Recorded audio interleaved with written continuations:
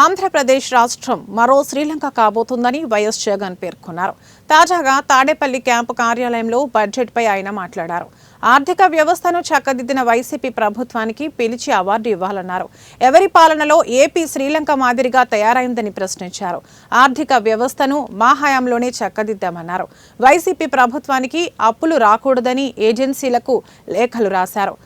రాష్ట్రంలో ఏదో జరిగిపోతుందని క్రియేట్ చేశారన్నారు. రాష్ట్రం అప్పులు 10 లక్షల కోట్లుగా మొదలుపెట్టి ఎన్నికల దగ్గరకు వచ్చేసరికి 14 లక్షల కోట్లకు పెంచారని ఫైర్ అయ్యారు. 10 లక్షల కోట్లు అప్పులు ఉన్నట్లు గవర్నర్తో కూడా అబద్ధాలు చెప్పించారని, ఓ పద్ధతి ప్రకారం వైసీపీపై గోబెల్స్ ప్రచారం చేశారని ఫైర్ అయ్యారు.